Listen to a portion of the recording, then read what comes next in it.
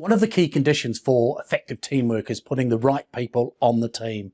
This echoes Jim Collins' famous phrase, put the right people on the bus. In his research, the leaders who ignited good to great transformation didn't first figure out where to drive the bus and then get the people to take them there. No, they first got the right people on the bus and the wrong people off the bus and then figured out where to drive it.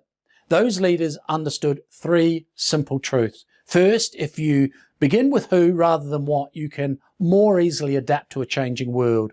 If people join the bus just because of where it's going, what happens if you get 10 miles down the road and you need to change direction? You've got a problem. But if people are on the bus because of who else is on the bus, then it's much easier to change direction.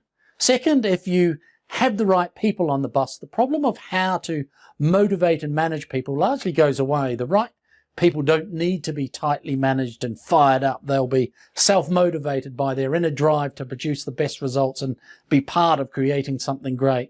And third, if you have the wrong people, it doesn't matter whether you discover the right direction, you still won't have a great company. Great vision without great people is irrelevant. If you'd like to know how to get the right people on your team, then this lesson is for you.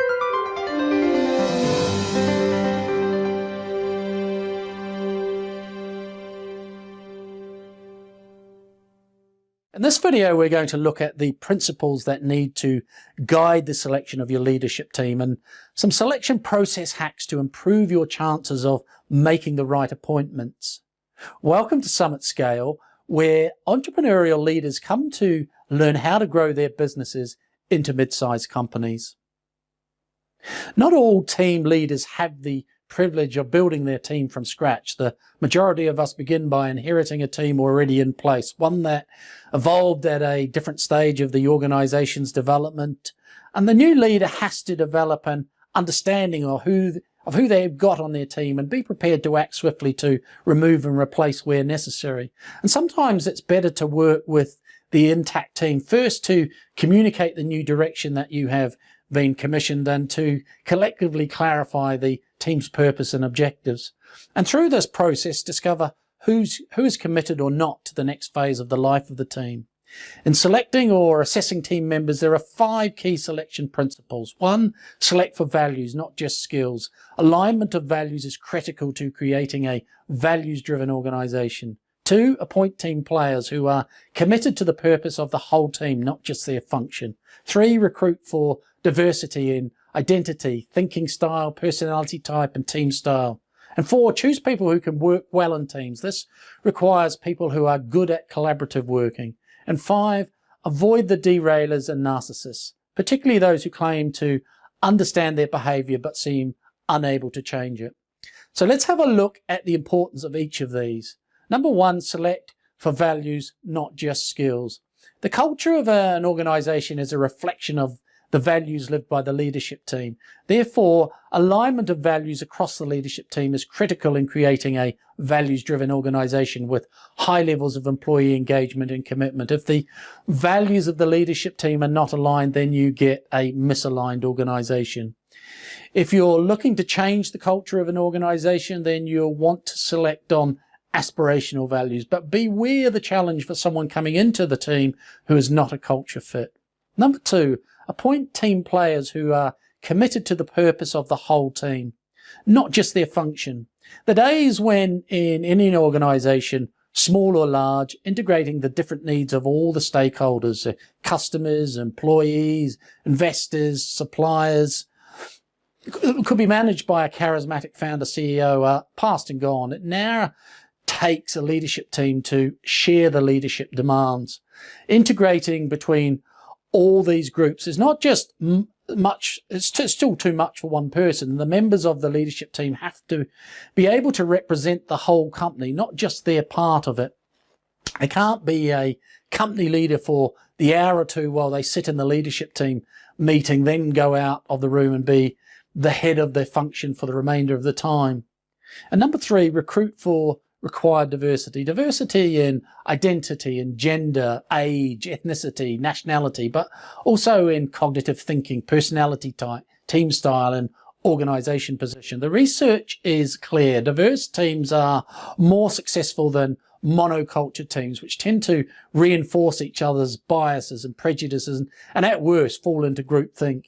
You need to ensure that you have enough diversity to engage with a wide range of stakeholders and be creative and innovative. Diversity in identity, thinking, personality and position will provide broader perspectives on the leadership team and differing abilities to step into the shoes and perspectives of your different stakeholders. And number 4, choose people who can work well in teams. Some people are very good solo workers, some good problem solvers, but not good at seeing the larger picture. And some are very good at defending their territory or fighting their corner. A leadership team that is going to develop shared leadership and become high functioning needs people who are good at collaborative working, who see the bigger picture rather than just local needs, who are committed to the collective success, not just their individual achievements. And number 5, avoid the derailers and narcissists. Some people appear to be team players, but in truth are destructive to team cohesion and trust and success. And beware of any team member who frequently complains about and criticises others in public, brings out the worst in other members, or attacks people instead of criticising the issues, or talks in the corridor but not in the room, or constantly disagrees with everyone and everything, or shows gaps in what they say in public and what they do in private, or claims to understand their own behaviour but seems unable to change. It can be costly to sack derailers in time and compensation and possible litigation.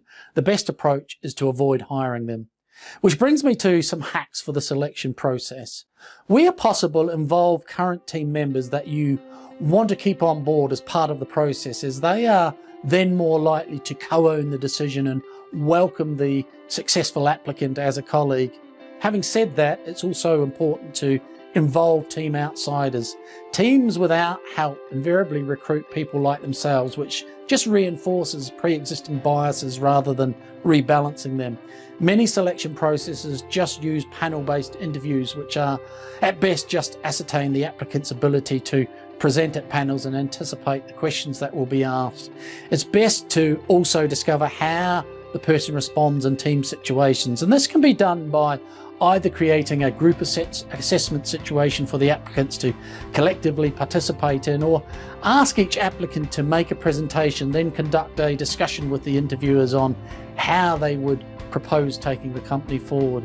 Using this presentation and discussion approach has the advantage that it also includes assessing their ability to take shared leadership for the wider organisation, not just their function. And one way to flush out the dangerous derailer is by asking some subtle questions like, how would your team colleagues in your current role describe your team contribution style? Or what would they say were the ways you most added value to the team? Or what would they say are the weaknesses of your team contribution style? And finally, the best predictor of future behaviour is past behaviour. Besides asking the questions I've just mentioned, it's also very helpful to ask colleagues for their feedback directly on how the applicant performed in past teams. So let's wrap this all up. Building a highly effective team starts by ensuring you have the right mix of ingredients. The team needs to have members who are by nature team players, who are actively committed to the collective mission and what they say and how they behave, and who together provide the required diversity that match the stakeholder environment and have the right blend of personality types and team styles. In today's rapidly changing world, having a highly effective team with shared leadership is more crucial than ever. Who is on the team makes a huge difference in how well members work together and ultimately how well the team performs, especially when the team must deal with a rapidly changing environment. However, getting the right mix of suitable people on the team is the necessary first step, but not sufficient on its own to create a highly effective team. Even with the right team in place, it takes time for a group of smart, ambitious and independent-minded individuals to align on a direction.